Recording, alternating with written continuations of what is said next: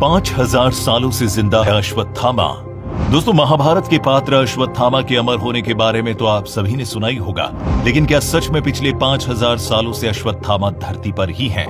बता दें, महाभारत के इस पात्र की कहानी काफी रहस्यमयी और चौंकाने वाली है। माना जाता है कि अश्वत्थामा को मिले एक श्राप के कारण वो आज भी जीवित हैं और दर दर भटक रहे हैं।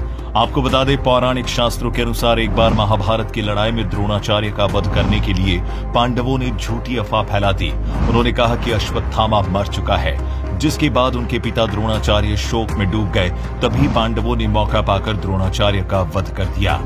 अपने पिता की छल से हुई हत्या का बदला लेने के लिए अश्वत्थामा ने पांडव पुत्रों की हत्या कर दी और पांडव वंश का नाश करने के लिए अभिमन्यु की पत्नी उत्तरा के गर्भ में पल रहे बच्चे को मारने के लिए ब्रह्मास्त्र चलाया। तब क्रोधित होकर भगवान श्री कृष्ण ने अश्वत्थामा के माथे पर लगी चिंतामणि रत्न छीन ली और श्राप दिया कि अश्वत्थामा दुनिया के खत्म होने से पहले मृत्यु नहीं देख पाएंगे।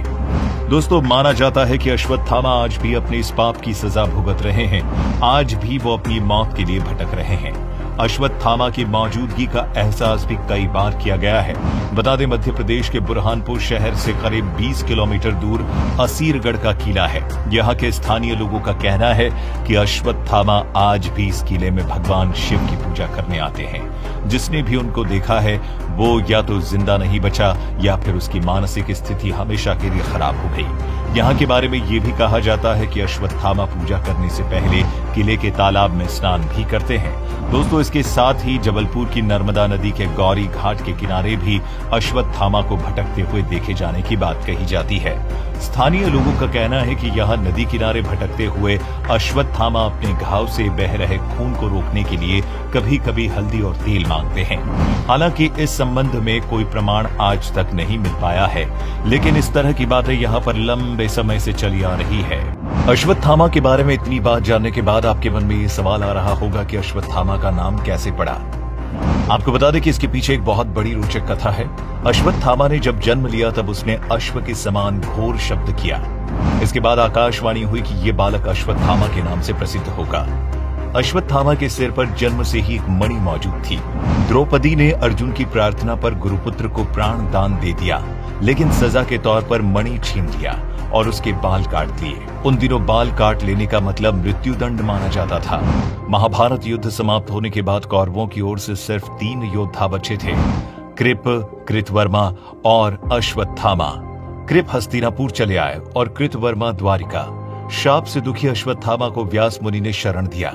मध्य प्रदेश, उड़ीसा और उत्तराखंड के वनों में आज भी अश्वत्थामा को देखे जाने की चर्चाएं आती रहती हैं। दोस्तों, अश्वत्थामा महाभारत के महान योद्धाओं में से एक था, जो सर्वश्रेष्ठ धनुर्धारी कहलाता था। लेकिन उसकी सबसे बड़ी गलती की बात करें तो उन्होंने कौरवों का साथ दिया, क्योंकि उनके पिता द्रोणाचार्य ने भी कौरवों का ही साथ दिया था। द्रोणाचार्य ने ये सोचकर कौरवों का साथ दिया था कि राज्य से निष्ठा रखते हुए वे राज्य के खिलाफ नहीं लड़ सकते थे। युद्ध के समय उन्हें किसी भी कौरव या अन्य योद्धा की जरूरत नहीं थी। द्रोणाचार्य और अश्वत्थामा ही एक समय पांडवों की सेना पर भारी पड़े थे। तब भगवान श्री कृष्ण को युक्ति आई। उन्होंने सोचा, क्यों ना गुरुदेव को बल से नहीं छल से पराजित किया जाए, और जैसा हमने बताया ठीक वैसा हुआ।